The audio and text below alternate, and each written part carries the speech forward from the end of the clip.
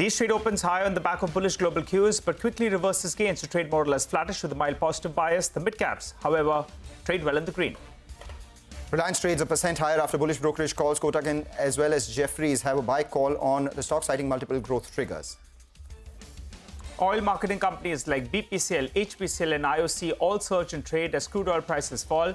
Brent trades below $70 per barrel mark. Road Mobile rallies 8% after its promoter company Proximus Global announces partnership with Nokia to offer network APIs.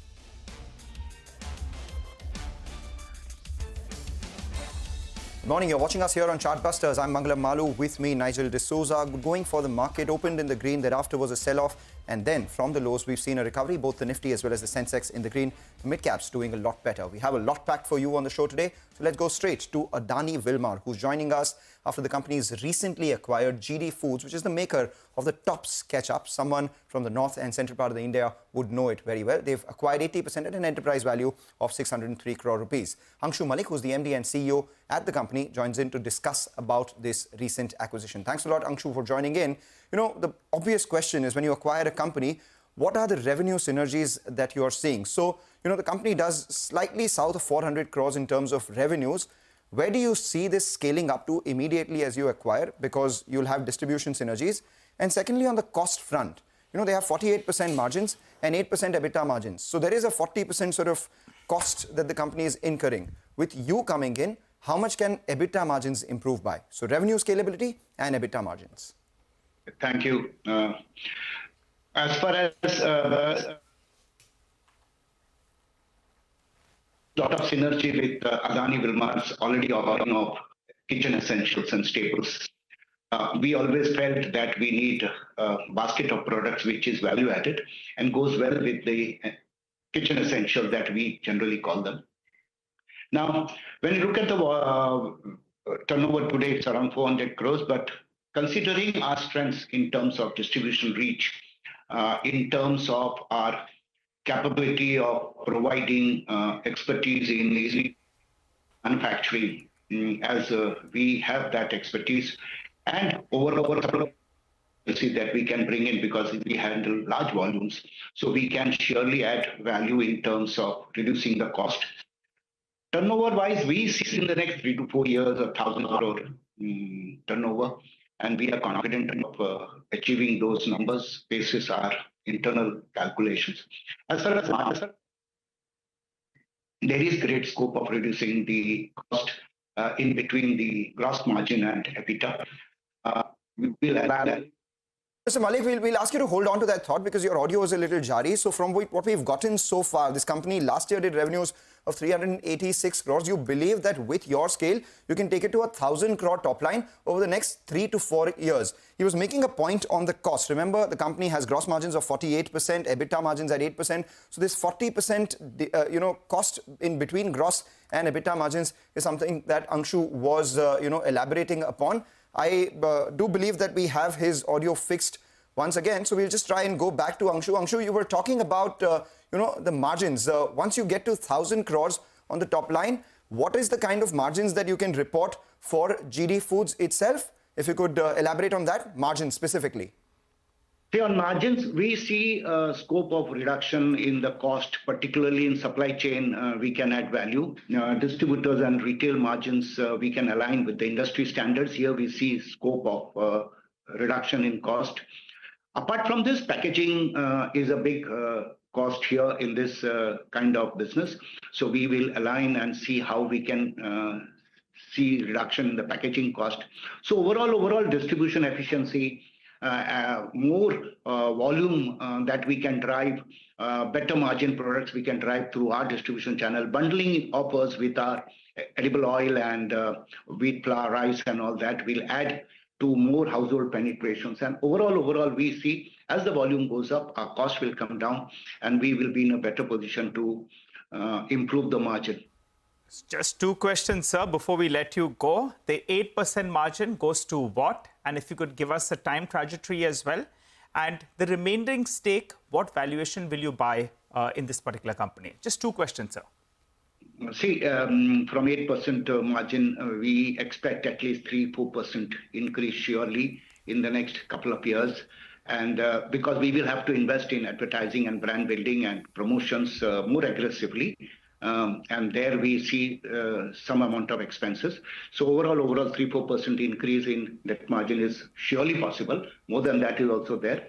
And as far as the valuation for the next 20% is concerned, that we have agreed within us, this is the performance of the company. And I'm sure as the performance improves, margins improve, the valuation also, the balance 20% will also improve. Right. I'm just trying to figure this out because you bought this company at a little over 2 times EV to sales. And if you look at, 1,000 crore target and the multiple stays, then that means that you would then be buying this company at around, 2 times 1,000 crores. Chances that you would have to pay 400 crores by FY29 for the remaining 20%. Is that a possibility? We have an upside cap and downside cap. So what is the upside cap, sir, if you could tell us? Difficult to say explicitly right now, but surely we have ensured that the promoters get a better value, and it is our job to ensure that he gets a better value for the balance 20%. All right, final question just before we let you go. By when do you expect the CCI approval for Adani's exit from Adani Wilmar? Not sure when, but surely it should happen soon. Not exactly, I know the dates right now, but then it should happen soon.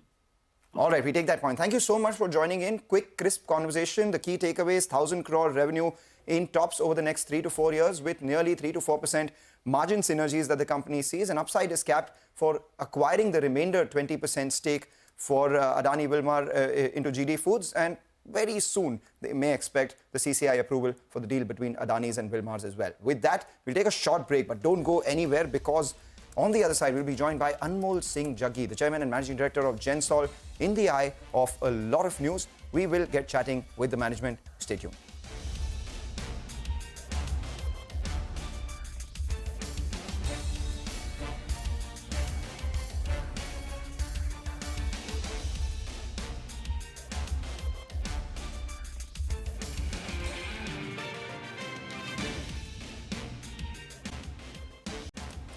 You're watching us here on Chartbusters on CNBC-TV18. Before we take a look at the markets, before we move on further, there's some good news that we need to tell you. That the CNBC-TV18 app, the new app that has come in, is just a click away. What you get via this is instant access to breaking news, in-depth articles, financial world updates, all of them at your fingertips. All you got to do is download that CNBC-TV18 app from either the Apple Store or the Google Play Store.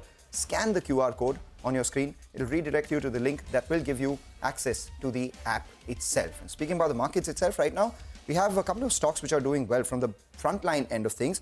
We have Axis Bank, which has moved to the high point of trade, and Asian Paints too, on account of lower oil prices. A couple of these oil companies are doing well. But we do have an important conversation lined up for you today. This is our Market Watch segment. Nigel, who do we have today? Well, today we have a company that's actually been in focus. Gensol Engineering, the rating agencies, CARE as well as ICRA, they have downgraded the company owing to the default grade, and they've also highlighted delays in debt servicing, among other issues. To clarify on all of this, we have Mr. Anmol Singh Jaggi, the Chairman and Managing Director at the company. Hi, Anmol. Good morning, and thanks a lot for joining in. Well, please respond to these, rating agencies, what they put out. One is in terms of the debt servicing, the troubles on default, point number one. Point number two is they have reported on, false documents being provided as well. So please respond to both these two. Good morning, Nigel and Mangalam. First of all, thank you for providing me a forum to address these concerns. I would like to start by saying that I am a son of an army officer and I am a very committed businessman and a person of high ethics. On the loan default that the ICRA and CARE have been mentioning, I want to mention that Gensol Engineering has always consistently been a profitable company. Our revenue in the first 9 months is more than 1,000 crores. We have grown by 40% year on year, and we faced on the very specific issue of delay in loan repayment. We faced a temporary liquidity mismatch while executing very large projects, which in turn led to a further enhanced working capital cycle. At the same time, while we had a minor delay in repayment of our debt service, we have repaid in the first 9 months of the year about 230 crores of debt, which has already been repaid in the first 9 months. We are committed, we are strong, and we will bounce back. Right, Mr. Jaggi, thank you so much for joining in. And while we respect, your commitment, what we need to understand are a couple of things. One, you claim that this was due to a short-term liquidity mismatch, but ICRA and CARE explicitly state that there were delays in debt servicing confirmed by multiple lenders. So can you provide proof that no such delays occurred? And all the falsifying claims, a question that was asked by Nigel, ICRA suggests otherwise. So instead of setting up just a committee, why not disclose all the repayments that have been made to clear your name? Yeah, so of course. First of all, I will go on the falsification of the document which is there. There has been zero wrongdoing as far as we are aware, and we will continue to work with high ethical standards. The committee has been formed so that this is independent and we can allege the allegation which has been made on us for document being wrongly provided, that can be independently verified. It is in the best corporate governance standards that independent committee does the audit of this rather than me or anybody else. So that's the purpose of forming a committee. So we want to do that. On the fact of was there a delay in the debt payment? Yes, there was a delay in the debt payment, but we have also repaid 230 crores of debt in the first 9 months. I'm happy to provide through the stock exchange medium a complete breakup of all the debt that we have repaid in the first 9 months of the year, which aggregate to about 230 crores. Okay, all right. If you're saying that all these claims about false documents are incorrect, are you going to take them to the court? No, I am not, it has just happened. All of this has happened in a very short period of time. It is less than 36 hours and since all of this has happened. My immediate priority is to protect our operations. My immediate priority is to protect our customers, protect our team, and deliver to all our customers and our team. That is my immediate priority. The formation of the committee is being done, and we will go to the bottom of this and solve this matter. Mr. Jaggi, you are speaking about your immediate priority being to protect your operations and your customers. What about your shareholders? Because remember, the same time last year, the stock was close to around 1,000 rupees. Now it's down to about 335. 85.5% of promoters' stake is pledged. What we need to understand is at what price were those shares pledged? How much cover do you have before these pledged shares come into the market as well? And would you have to provide any more collateral? Sure. So on the share pledge side, we have two kinds of share pledge, and we have done a full disclosure about it about 2 weeks back to the stock exchange. I personally, me and my family own about 2 crore shares approximately in Gensol Engineering, out of which about a portion of it, large portion of it is pledged with our lending institutions, which have given us term loans. And the other portion is with lenders who give money against shares. For the lenders who give loan against shares, we have already provided them additional collateral. And now the additional collateral that we have provided is not in the form of Gensol shares, is in the form of other collaterals that are family owned. So from that perspective, our loan against share lenders have adequately been covered and are fully supportive. The first things that we did since when this complete rating downgrade happened is that we sat down with all the lenders. Over the last 36 hours, I have personally met, spoken, worked with all our loan against share lenders, with all our working capital lenders, and addressed their queries one by one on a Zoom call, in-person meeting, and ensured that and proved to them that Gensol is right on its track to becoming a good company. There will be minor blips. We will have some maybe short-term headwinds, but like I mentioned, we are serious businessmen and we will overcome this. Anmol, we take what you're saying on board. You're reassuring your investors that all these shares that are pledged are unlikely to hit the market because you've provided collateral. Is that correct? Absolutely correct, Nigel. It's going to be a rocky path, Anmol, and we're taking all these clarifications on board. But I just wanted to tell you that the problem started when you went ahead and sold some shares in the open market. Now, given that the stock price itself is down close to around 50%, wouldn't it give them some kind of confidence if Anmol, his family, comes in there and buys back some shares as well? Because for the time being, very low volumes have traded this morning itself, and the stock is at lower circuit. So is that a possibility that you buy back some of those shares since you've just sold less than a month or so ago? And secondly, on the outstanding dues, Is everything in order right now? Have you made those outstanding dues good? Have you repaid something, say, in the last 48 hours or thereabouts? Because as of now, we understand that there are still outstanding dues. Promoter stake and outstanding dues. Please reply. Yeah, so on the fact of me and my family going ahead and buying more shares in Gensol, I think we will be surely doing it. I cannot confirm the timeline of doing this, whether it will be done today, tomorrow, or next week, but it will be done soon. That is what I want to confirm.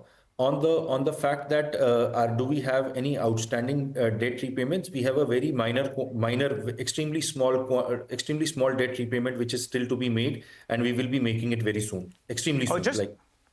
Yeah, just one more thing. You had some outstanding warrants, right? Yes. And you would have paid part of it.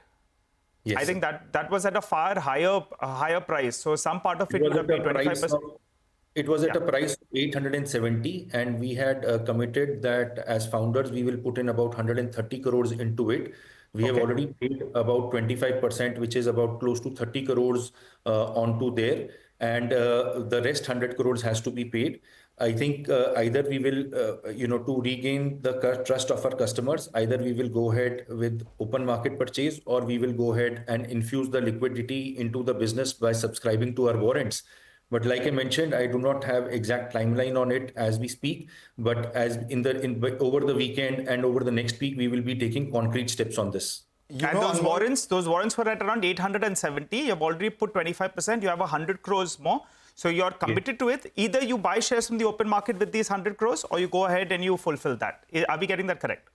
Yes, sir. But would it not make sense for you to actually commit to the company and buy it at 870 crores? Because if you're buying from the open market, none of the money goes to the company, and you buy those shares at a much substantially lower price. So that's a better deal for you as a promoter and not for those as shareholders. But be that as it may, you said, all options are on the table. We'll take account of that.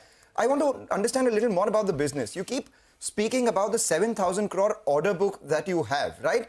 I want to understand, one, what are your current outstanding dues? Secondly, with this default that has come in, rating that has come in from ratings agencies, what does that do to your ability to access working capital and in turn execute these orders? What is your quarterly execution run rate likely to be? And is there any penalty if you are unable to service these orders?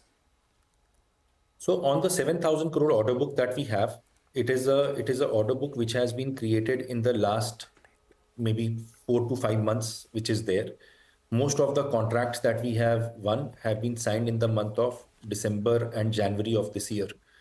While we have seen a steep increase in the order book, the timeline to complete these projects is 18 months. And typically speaking, at the speed and scale that we execute, we can execute these projects in about less than a year. There is very good buffer time that we have to execute these projects. But you will require financial resources to be able to execute these. And will you have access to that? What is your current debt like and how much is due? How are you trying to, manage the short-term liquidity issues while committing on this 7,000 crore execution? Is that a possibility? Yes, sir. Sir, so I think if we will be making the good on all our loan, and we will hopefully get a rating upgrade in 3 months. That is what our conversation has happened.